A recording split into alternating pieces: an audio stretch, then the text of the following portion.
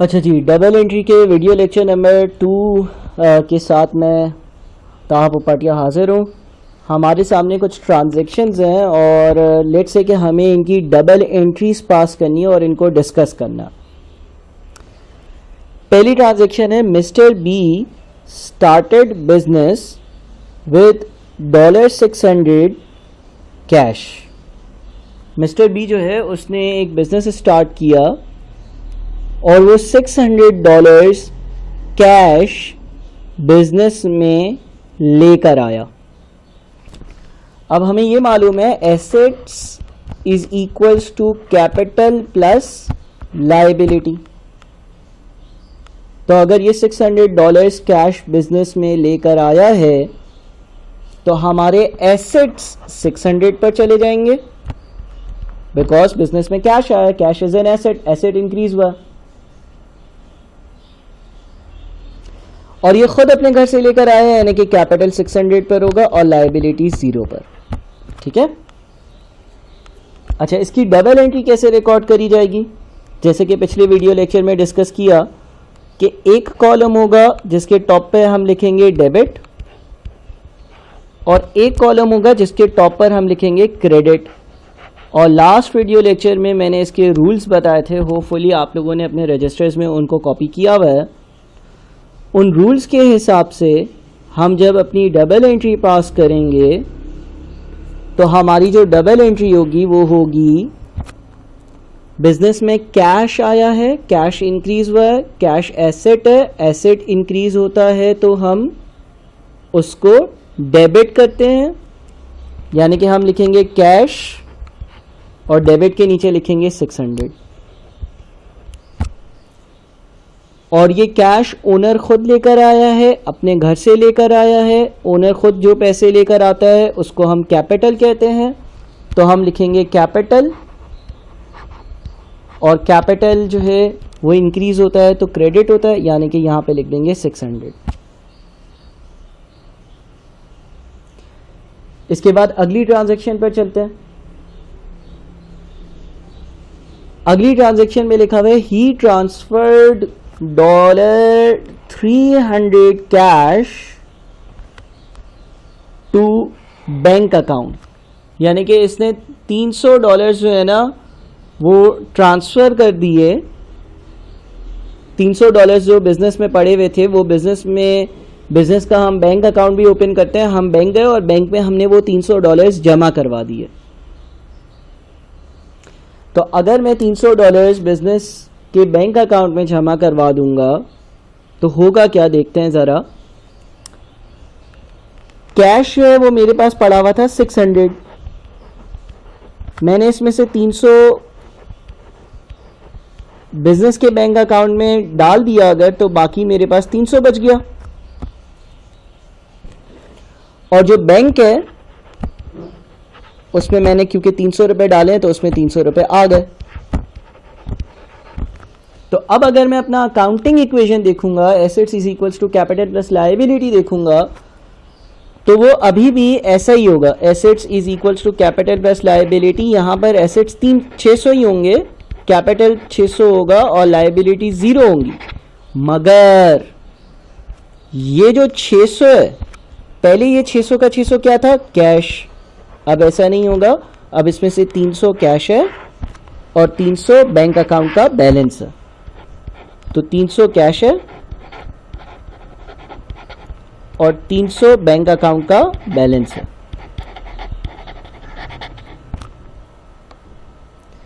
अब सर पहले वाले की तो आपने डबल एंट्री पास करी, दूसरे वाले की डबल एंट्री क्या होगी, बनाते हैं। डबल एंट्री का रूल क्या है, अगर एसेट इंक्रीज होगा तो डेबिट, एसेट डिक्रीज होगा तो क्रेडिट। सेकेंड वाली ट्रांजैक्शन में $300 जो आपके पास कैश पड़े हुए थे वो आपने बैंक में जमा करवा दिए, यानी कि आपके पास जो कैश पड़ा हुआ था वो क्या हो गया, कम हो गया।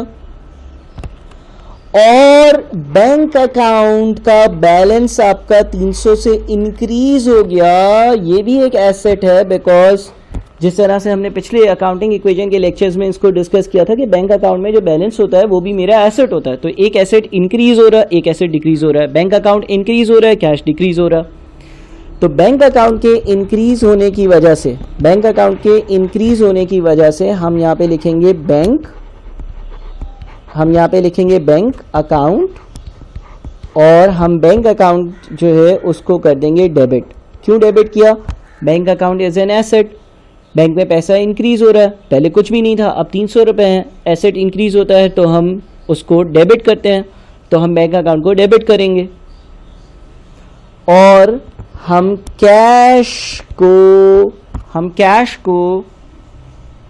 डिक्रीज करेंगे, कम करेंगे, बिकॉज हमारे पास 600 कैश था और अब हमने जब 300 रुपये कैश बैंक में डिपॉजिट कर दिया तो 300 से मेरा कैश कम हुआ, 300 से मेरा कैश कम हुआ है ना, 600 था उसमें से 300 निकाल कर बैंक में डाल दिया तो 300 रुपये कम हो गया मेरा कैश। ठीक है, तीसरी ट्रांजैक्शन पर चलते हैं।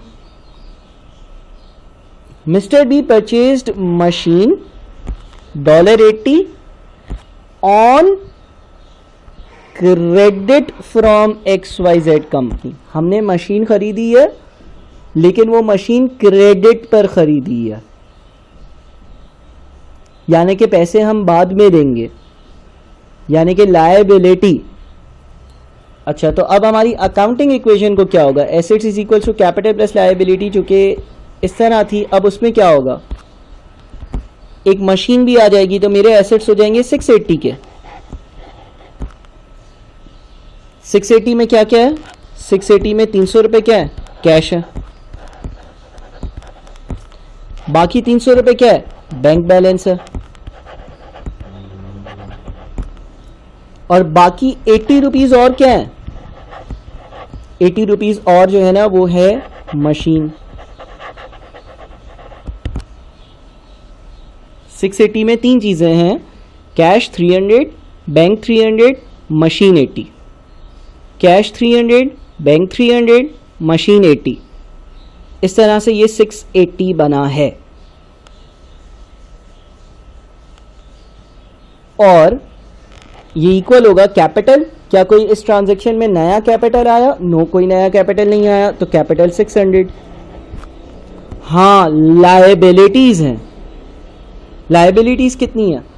देखो, मैंने ये जो मशीन परचेज की है ना $80 की, ये क्रेडिट पर परचेज की है, तो मैंने XYZ कंपनी को पैसे नहीं दिए, तो लायबिलिटी इंक्रीज हुई है 80 से, यानी कि ये हो जाएगा 600 प्लस 80। 600 क्या है? कैपिटल है। 80 क्या है? लायबिलिटी है। ठीक है, इस तरह से ये मेरा assets is equals to capital plus liability बन रहा। तो ट्रांजैक्शन नंबर 3 को अगर हम रिकॉर्ड करते हैं, कैसे रिकॉर्ड करेंगे? मशीन $80 एसेट है, एसेट इंक्रीज हुआ है, बिजनेस में मशीन आई है, और अगर एसेट इंक्रीज होता है तो डेबिट, तो हम लिखेंगे machine debit 80। Machine is an asset, asset increase होता है तो डेबिट करते हैं, एसेट इंक्रीज होता है तो डेबिट करते हैं, तो मशीन डेबिट 80। और XYZ लिमिटेड कौन है? ये वो कंपनी है जिससे मैंने उधार पे चीजें ली हैं, लायबिलिटी है मेरी, मुझे इसको बाद में पैसे पे करने हैं, और लायबिलिटी इंक्रीज हो रही है बिकॉज मैंने इसको पैसे पे नहीं किए हैं, मैं इसको बाद में पैसे पे करूंगा, मेरी लायबिलिटी इंक्रीज हो रही है, और मेरी लायबिलिटी 80 से इंक्रीज हो रही है। और लायबिलिटी इंक्रीज होती है तो क्रेडिट होती है। अब 4 पर आ जाते हैं।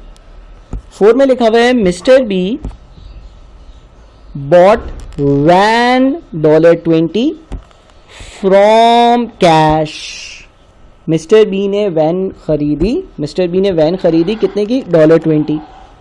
तो वैन बिजनेस में आई, वैन एसेट है, एसेट इंक्रीज होगा तो डेबिट।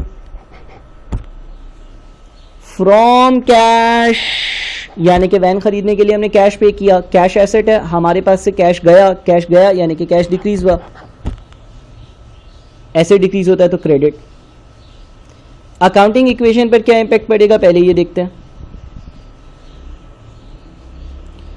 देखो, हमारे पास इस ट्रांजैक्शन से पहले 300 का कैश था, लेकिन जब हम 20 की वैन खरीदेंगे और उसकी पेमेंट कैश पर करेंगे तो मैं एसेट्स जब लिखूंगा तो अब मैं 300 माइनस 20 यानी कि 280 का कैश लिखूंगा। 280 क्यों सर? बिकॉज 300 था लेकिन आपने 20 पे कर दिया वैन परचेज करने के लिए। बैंक के 300 रुपये हैं, बिल्कुल है। मशीन 80 की है, बिल्कुल मशीन 80 की है। और एक वैन है 20 की, वो भी तो है। तो हमारे पास टोटल जो एसेट्स होंगे वो होंगे 280 plus 300 plus 80 plus 20 which is 680। हुआ क्या इस ट्रांजैक्शन की वजह से, जो कैश था ना वो 300 से 280 पर चला गया, 20 से कम हो गया, और एक वैन हमारे पास आ गई जो पहले नहीं थी। इज इक्वल्स टू कैपिटल यानी कि 600 प्लस लायबिलिटी यानी कि 80। तो अब इस ट्रांजैक्शन को अगर हम रिकॉर्ड करें तो वैन एसेट है, एसेट इंक्रीज हुआ है 20 से, एसेट डेबिट होगा, वैन डेबिट 20,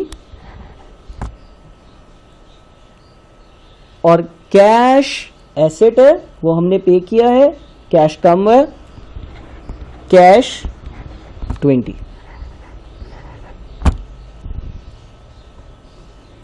ठीक है, तो इस तरह से ये सारी डबल एंट्रीज हमने पास करनी। अच्छा, अब मैं आपको व्हाट्सएप के ग्रुप के थ्रू कुछ डबल एंट्री के क्वेश्चंस प्रैक्टिस करने के लिए भी प्रोवाइड करूँगा। ये हमारी सारी की सारी डबल एंट्रीज हैं। ठीक है भाई, तो बहुत शुक्रिया आप लोगों का। हमने डबल एंट्री की वीडियो नंबर 2 कवर करी। मज़ीद डिटेल्स अगले वीडियो लेक्चर में। Thank you.